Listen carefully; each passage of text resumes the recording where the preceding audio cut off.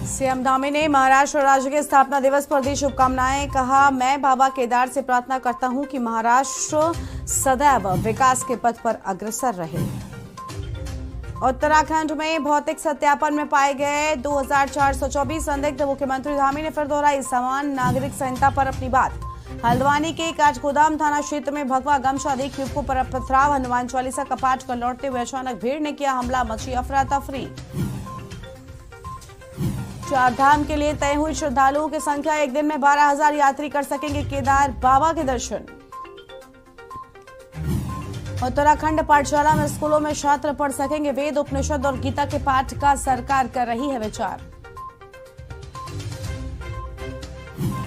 उत्तराखंड में पहाड़ों पर बारिश से कुछ राहत। देहरादून में छाए बादल तो कोटद्वार में तेज गड़गड़ाहट के साथ पड़ी बौछार।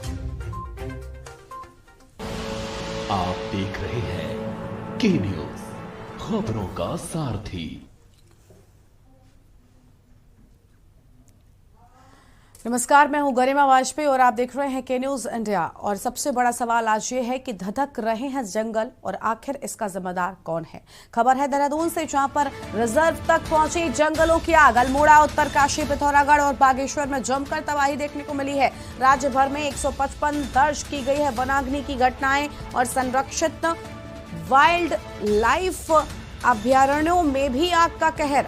राष्ट्रीय उद्यानों के भीतर हुई लगभग 7 घटनाएं। रिजर्व तक पहुंची जंगलों की आग। फिलहाल ये बड़ी खबर आपको बता रहे हैं। बागेश्वर में जमकर तबाही। राज्य भर में 155 दर्ज की गई हैं वनाग्नि की घटनाएं। तो फिलहाल ये बड़ी खबर आपको बता दें, जहां पर राष्ट्रीय उद्यानों के भीतर लगभग 7 घटनाएं हुई हैं। तो रिजर्व तक पहुंची जंगल की आग और उत्तराखंड की प्राकृतिक धरोहर जंगलों में किस तरह से आग देखने को मिल रही है, ये तस्वीरें खुद बयां कर रही हैं। राज्य भर में वनाग्नि की 155 घटनाएं अब तक दर्ज की जा चुकी हैं और जल रहे हैं जंगल। आखिर इसका जिम्मेदार कौन? देहरादून से फिलहाल ये बड़ी खबर आपको बता रहे हैं, जहां पर अल्मोड़ा, उत्तरकाशी, पिथौरागढ़ और बागेश्वर में तबाही देखने को मिल रही है। राज्य भर में 155 वनाग्नि की घटनाएं दर्ज की गई हैं। तो फिलहाल ये बड़ी खबर आपको हम बता रहे हैं, जहां पर संरक्षित वाइल्ड लाइफ अभयारण्यों में आग का कहर देखने को मिला है। देहरादून से बड़ी खबर। और सबसे बड़ा सवाल कि आखिर धधक रहे जंगलों का जिम्मेदार कौन है। तो फिलहाल ये बड़ी खबर आपको हम बता दें, जहां पर धधक रहे जंगलों का जिम्मेदार कौन, ये सवाल लगातार खड़ा हो रहा है कि आखिर राज्य भर में 155 वनाग्नि की घटनाएं दर्ज की गई हैं। तो फिलहाल ये बड़ी खबर आपको हम बता रहे हैं देहरादून से, जहां पर रिजर्व तक पहुंची जंगलों की आग। तो जंगलों की आग रिजर्व तक पहुंच चुकी है और ये तस्वीरें आप देख पा रहे हैं कि किस तरह से यहां पर जंगल धधकते हुए नजर आ रहे हैं। और सबसे बड़ा सवाल यहां पर यह है कि आखिर इन धधकते जंगलों का जिम्मेदार कौन है। क्यों वन विभाग के लोग, वन संरक्षण के लोग इन चीजों पर ध्यान नहीं दे रहे हैं। तो फिलहाल ये बड़ी खबर और तस्वीरें आपको हम दिखा रहे हैं। अल्मोड़ा, उत्तरकाशी, पिथौरागढ़ और बागेश्वर में तबाही की ये तस्वीरें हैं, जहां पर आग ने जंगलों को अपनी चपेट में ले लिया है और तीव्र गति से बढ़ती जा रही है और इस दौरान सब कुछ आग की चपेट में आता जा रहा है। तो राज्य भर में 155 वन आग्नि की घटनाएं दर्ज की गई हैं।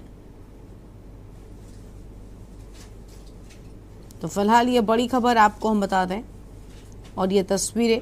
और सबसे बड़ा सवाल यही कि आखिर इन धधकते जंगलों का जिम्मेदार कौन है।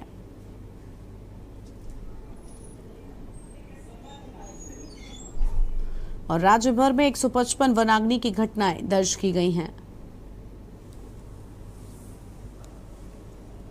और रिजर्व तक पहुंची है जंगलों की आग। तो फिलहाल ये बड़ी खबर आपको हम बता दें, जहां पर जंगलों की आग रिजर्व तक पहुंची और राज्य भर में 155 वनाग्नि की घटनाएं दर्ज की गई हैं। और पूरी तरह से जंगलों में आग इन तस्वीरों में साफ नजर आ रही है। धधक रहे हैं जंगल और जिम्मेदार आखिर कौन है, ये बड़ा सवाल है कि आखिर इन धधकते जंगलों का जिम्मेदार कौन।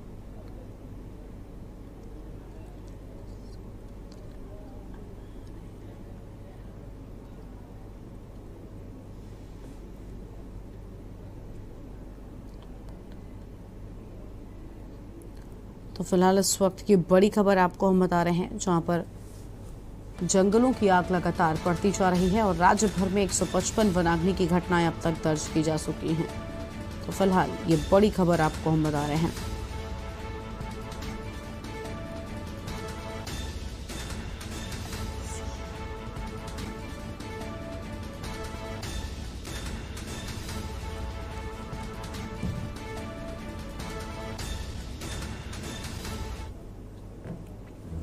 तो 29 अप्रैल को राज्य भर में 155 वनाग्नि की घटनाएं दर्ज हुई थी और लगातार ये घटनाएं बढ़ती जा रही हैं। जंगल आग की चपेट में हैं। इनमें से 7 घटनाएं संरक्षित वाइल्ड लाइफ अभ्यारण्य और राष्ट्रीय उद्यानों के भीतर की बताई गई हैं।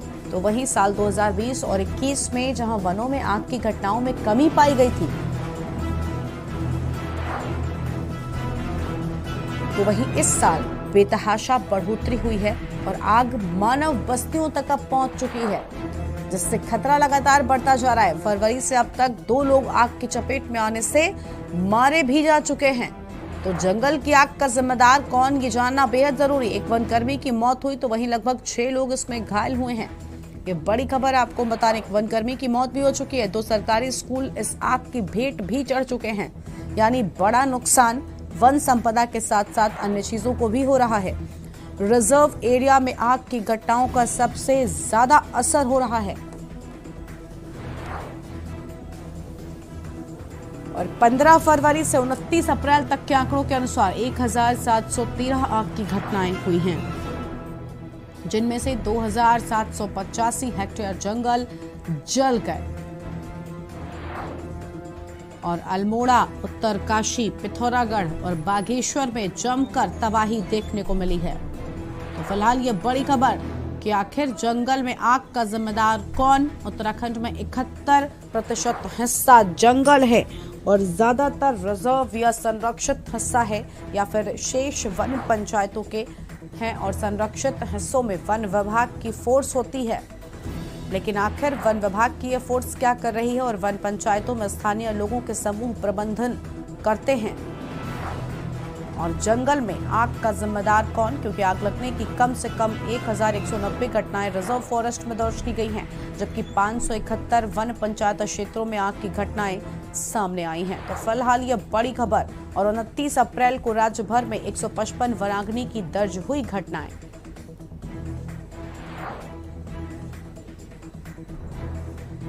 और इनमें से 7 घटनाएं संरक्षित वाइल्ड लाइफ अभ्यारण्य और राष्ट्रीय उद्यानों के भीतर की हैं। साल 2020 और साल 2021 में जहां वनों में आग की घटनाओं में कमी पाई गई थी, तो वहीं इस साल बेतहाशा बढ़ोतरी हुई है और आग मानव बस्तियों तक पहुंच चुकी है। और फरवरी से अब तक 2 लोग आग की चपेट में आने से मारे भी जा चुके हैं।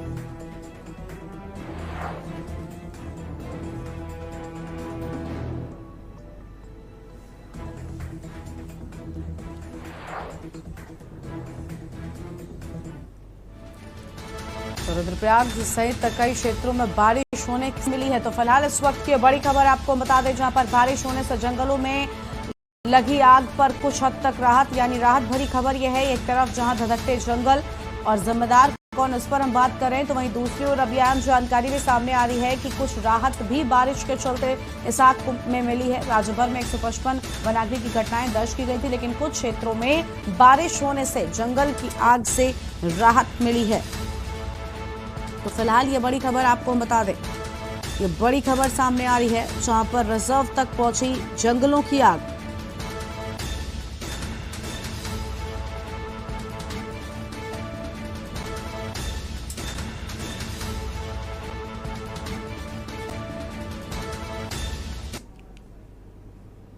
और अब सीधा आपको लेकर चलते हैं आम आदमी पार्टी की प्रेस कॉन्फ्रेंस में। करती हैं स्कूलों में बच्चों के ऊपर। बहुत सारे लोग डोनेशन भी देते हैं। हमने आपको कम से कम ऐसे 100 से ज़्यादा केसेस बताए कि किस तरह से भारतीय जनता पार्टी ने एमसीडी के अंदर एनजीओज का एक नेक्सस बनाया है। या तो अपने किसी रिलेटिव से, कई बार तो खुद अपने नाम पे। आपको ध्यान होगा मंजू खंडेलवाल जी का केस, जिसमें उन्होंने अपने पति के ही एनजीओज को जमीन देने का शायद आगे का बोल दिया। तो पूरा का पूरा जो एनजीओज है एमसीडी के अंदर जो भी काम लेता है वो एनजीओ भारतीय जनता पार्टी के नेताओं का है, डायरेक्टली नहीं तो इनडायरेक्टली। अब तक वो एनजीओ कहीं ना कहीं अपना फंड इकट्ठा करता था, लेकिन पहली बार भारतीय जनता पार्टी ने प्रॉपर ऑर्डर निकाला है। और ये ऑर्डर है 13 तारीख का। 13 तारीख को हाँ 13 तारीख का एमयू है। 19 तारीख को इन्होंने प्रॉपर ऑर्डर निकाला है। 13 अप्रैल 13/4/2022 को ये 2 ऑर्डर निकाले गए, जिसमें उन्होंने अपने कर्मचारियों को, अपने अधिकारियों को कहा कि ये एनजीओ है, उसका ये बैंक अकाउंट है।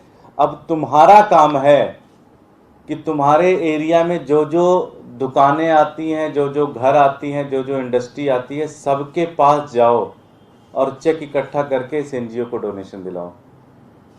मुझे लगता है पूरी दुनिया के अंदर इस टाइप का करप्शन नहीं होगा, जहां पे गवर्नमेंट अधिकारियों को ही बोला जा रहा है, उनका टारगेट सेट कर दिया गया कि जाओ और पैसे इकट्ठा करो। बड़ा इंटरेस्टिंग है। इस तरह का तो मुझे नहीं लगता कभी हुआ होगा। क्या लिखा है इसमें? इसमें इन्होंने लिखा है कि भाई ये डोनेशन है, इस प्रपोज ये बैंक अकाउंट है, इसमें आप करेंगे। साथ ही साथ ये ऑर्डर लिखा कि fund are being raised by not by the party through CSR initiative which shall be achieve the purpose of laid down in the MOUs। तो बेसिकली एक तरीके से डीप इन ओशन करके एक एनजीओ है। उस एनजीओ को पहले टेंडर दिया गया और टेंडर देने के बाद उसको अधिकारियों को ही कहा गया कि अब इस एनजीओ के लिए तुम ही पैसा इकट्ठा करोगे। अगर उस एनजीओ के पास पैसे नहीं थे तो आपने दिया क्यों? नंबर 1 क्वेश्चन ये। और दुनिया के अंदर पहली बार ऐसा हुआ कि एक एनजीओ पकड़ के लाओ, फिर अपने अधिकारियों से ही कहो कि इसको डोनेशन दिलाओ। ये तो मुझे लगता है दुनिया में शायद कभी हुआ होगा। अगर उस एनजीओ के पास इतनी कैपेबिलिटी नहीं थी कि पैसे इकट्ठा कर सके, किस तरह से कर सके, तो आपने उसको दिया क्यों? फिर हमने थोड़ी सी पता की कि भाई ये एनजीओ है क्या। तो इसकी 2 फोटोग्राफ मैं आपको दिखा रहा हूँ। ये एनजीओ अशोक विहार में एक जगह पे रजिस्टर है ना, वहाँ पे कोई ऑफिस है उनका, ना वहाँ पे बंदा ना बंदे की कोई जात वहाँ मिली। वहाँ पे कुछ फैमिलीज रहती हैं जो अपना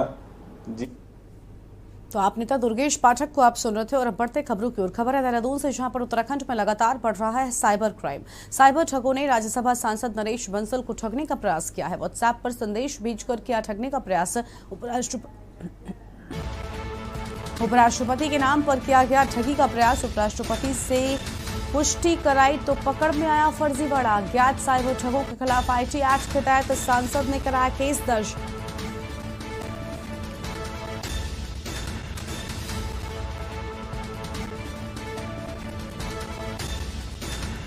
तो अगली खबर आपको हम बताते हैं। इस बीच एक और अहम जानकारी, जहां पर पहले चरण में 31 मई तक ब्लॉक स्तर पर नियुक्ति होगी। तो पहले चरण में 31 मई तक ब्लॉक स्तर पर होगी नियुक्ति और दूसरे चरण में 20 जुलाई तक जिला कांग्रेस कमेटी में नियुक्ति होंगी। तो फिलहाल ये अहम जानकारी सामने आ रही है, जहां पर तीसरे चरण में प्रदेश कार्यकारिणी की नियुक्ति की जाएगी।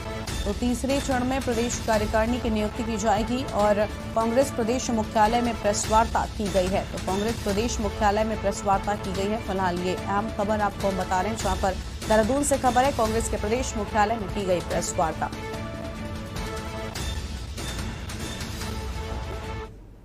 और अगली खबर है देहरादून से, जहां पर स्वास्थ्य महानिदेशक डॉक्टर तृप्ति बहुगुणा हुई सेवानिवृत्त। राज्य की नई स्वास्थ्य महानिदेशक होंगी डॉक्टर शैलजा भट्ट। स्वास्थ्य मंत्री डॉक्टर धन सिंह रावत ने डॉक्टर शैलजा भट्ट को बधाई दी है। स्वास्थ्य महानिदेशक डॉक्टर तृप्ति बहुगुणा हुई सेवानिवृत्त। फिलहाल ये बड़ी जानकारी आपको हम बता रहे हैं, जहां पर स्वास्थ्य मंत्री डॉक्टर धन सिंह रावत ने डॉक्टर शैलजा भट्ट को इसकी बधाई भी दी है। अहम जानकारी सामने आ रही है और स्वास्थ्य महानिदेशक डॉक्टर तृप्ति बहुगुणा सेवानिवृत्त हुई हैं। और उन्हें बधाई भी दी गई है। तो फिलहाल ये अहम खबर आपको हम बता दें देहरादून से, जहां पर स्वास्थ्य महानिदेशक डॉक्टर तृप्ति बहुगुणा हुई सेवानिवृत्त और राज्य की नई स्वास्थ्य महानिदेशक होंगी डॉक्टर शैलजा भट्ट। तो फिलहाल ये बड़ी जानकारी सामने आ रही है। स्वास्थ्य मंत्री डॉक्टर धन सिंह रावत ने डॉक्टर शैलजा भट्ट को बधाई भी दी है। तो फिलहाल इस वक्त ये बड़ी खबर आपको हम बता रहे हैं।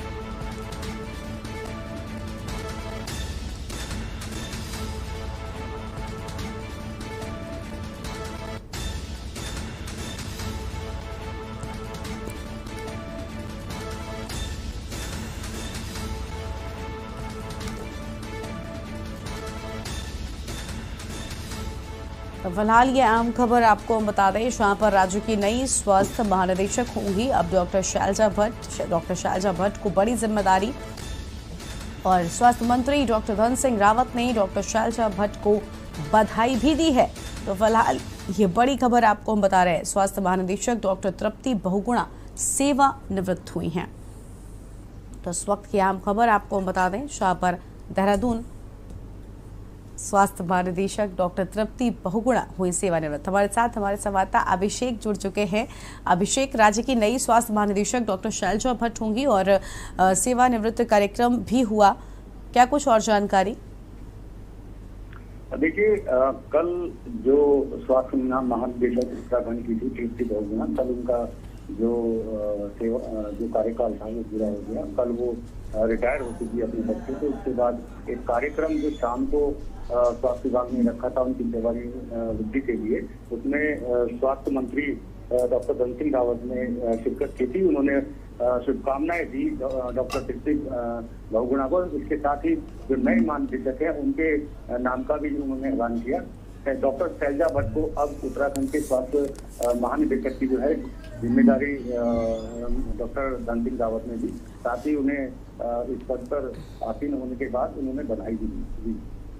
शुक्रिया आपका अभिषेक, हमारे साथ जुड़ने के लिए और अधिक अपडेट हमारे के न्यूज़ के दर्शकों तक पहुंचाने के लिए। तो फिलहाल ये बड़ी जानकारी आपको बता दें, जहां पर अब स्वास्थ्य मंत्री डॉक्टर धन सिंह रावत ने डॉक्टर शैलजा भट्ट को बधाई भी दी है। तो उत्तराखंड से फिलहाल ये बड़ी खबर आपको हम बता रहे हैं।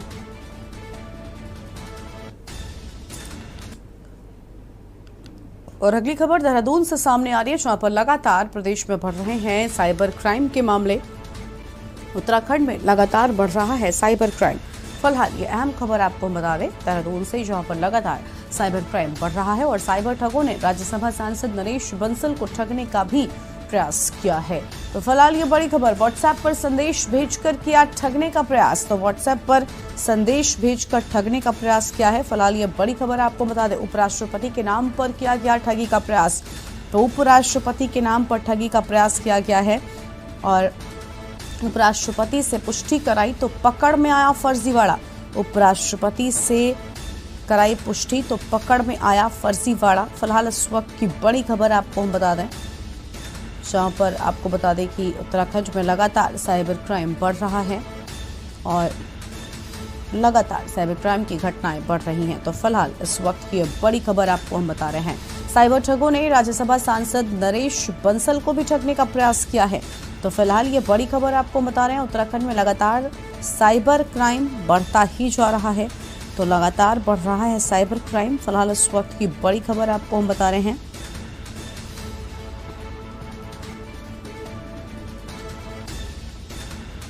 तो ये बड़ी खबर आपको हम बता दें, जहां पर लगातार साइबर क्राइम बढ़ रहा है। उपराष्ट्रपति के नाम पर भी ठगी का प्रयास किया गया है।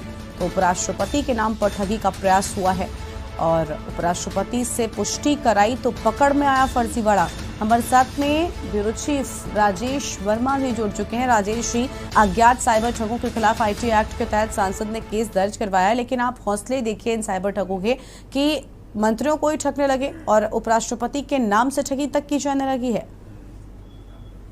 बिल्कुल करीबा, देखिए ये कोई पहला मामला नहीं है। कई बार जो है इस तरीके के मामले देखने के मिले हैं और लेकिन इस बार जो है चौंकाने वाला मामला ये सामने आया है, और जिसमें जो राज्यसभा सांसद है नरेश बंसल, उनको व्हाट्सएप कॉल आता है और उसमें खुद जो है राष्ट्रपति की फोटो जो है उनकी आईडी पर लगी हुई थी, और उस पर ही उनको मैसेज किया जाता है कुछ डिमांड्स को लेकर के।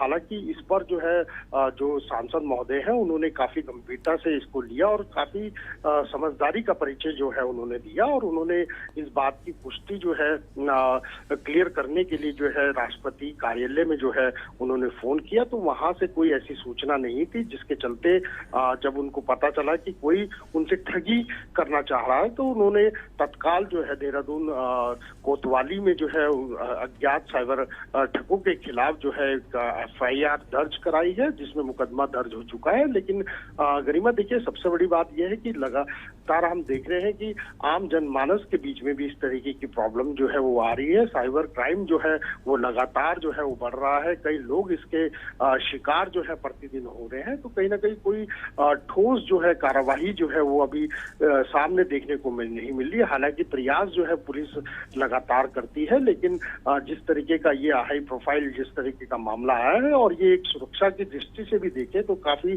संवेदनशील ये मामला है, और इस पे जो है हालांकि जो है IT एक्ट के तहत जो है इसमें मुकदमा तो दर्ज कर लिया गया है। बहरहाल देखना होगा कि कैसे जल्द कब तक इस पे पुलिस जो है अपनी कार्रवाई कर पाएगी। बिल्कुल, बहुत शुक्रिया राजेश आपका हमारे साथ जुड़ने के लिए और अधिक अपडेट हमारे के न्यूज़ के दर्शकों तक पहुंचाने के लिए। तो फिलहाल ये बड़ी खबर, जहां पर उत्तराखंड में लगातार बढ़ रहा है साइबर क्राइम, हालांकि जांच अब शुरू कर दी गई है। तो फिलहाल ये बड़ी खबर आपको हम बता दें, जहां पर साइबर ठगों ने राज्यसभा सांसद नरेश बंसल को भी ठगने का प्रयास किया है। तो फिलहाल ये बड़ी खबर आपको हम बता रहे हैं।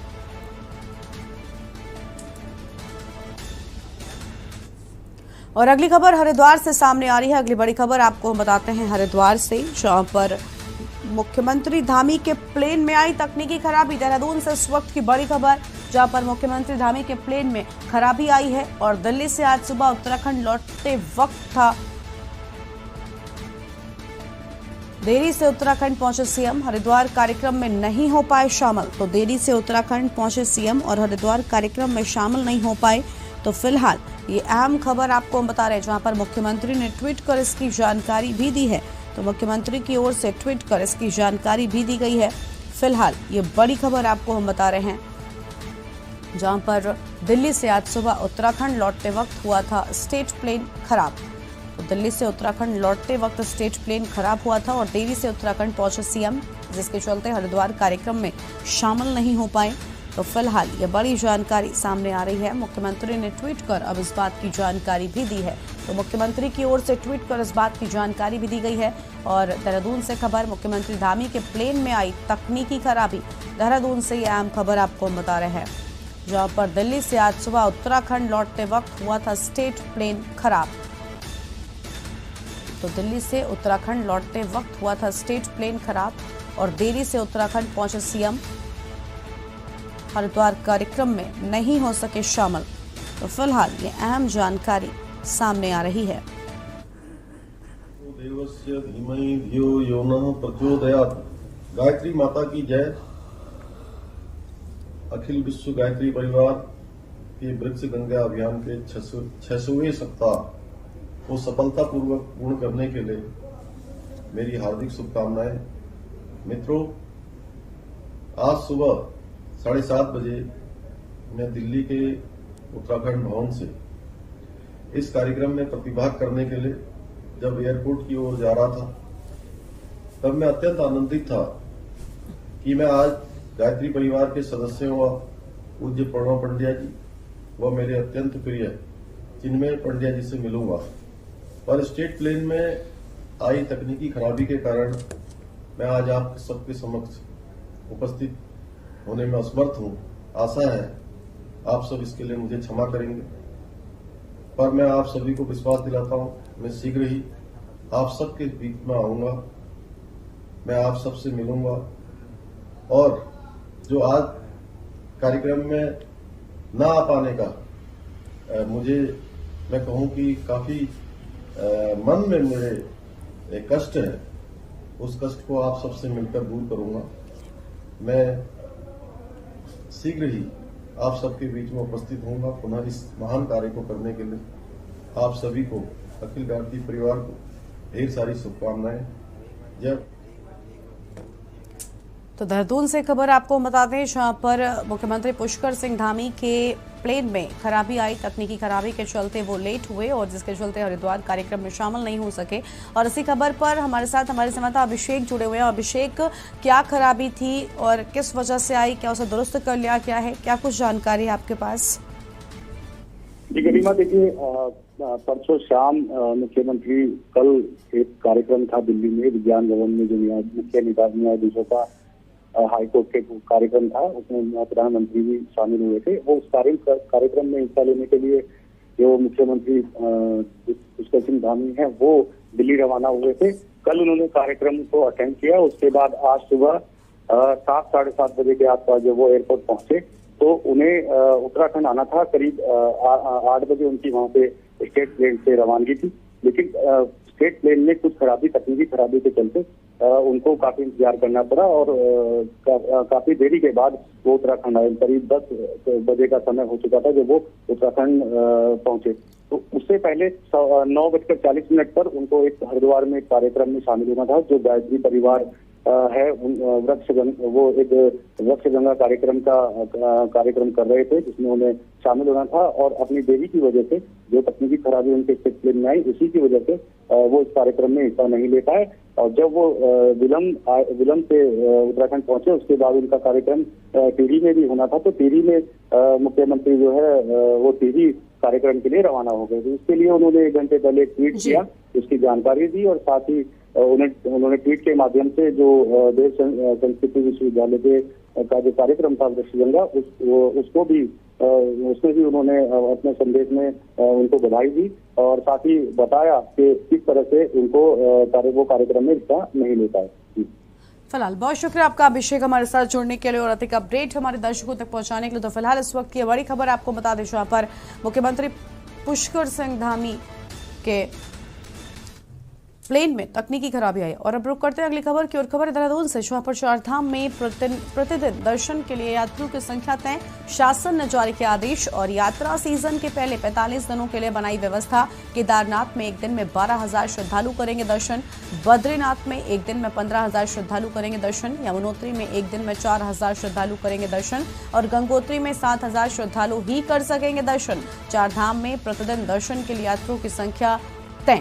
तो केदारनाथ में एक दिन में 12,000 श्रद्धालु दर्शन करेंगे। फिलहाल ये अहम जानकारी सामने आ रही है। इस वक्त की अहम खबर आपको बता रहे हैं, बद्रीनाथ में एक दिनों में 15,000 श्रद्धालु दर्शन कर सकेंगे।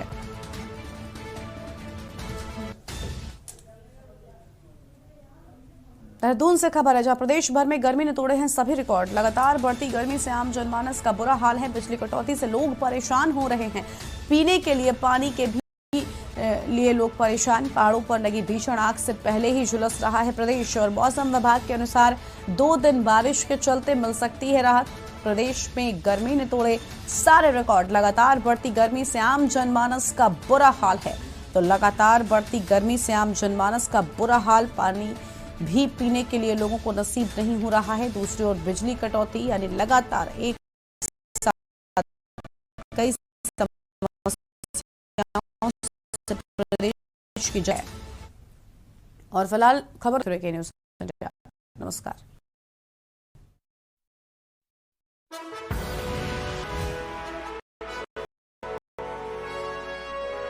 आप देख रहे हैं के न्यूज़ अर्थी।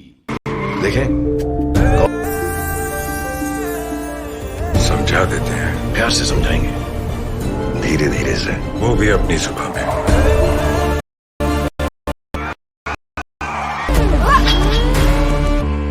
ये तो अपनी जुबान है।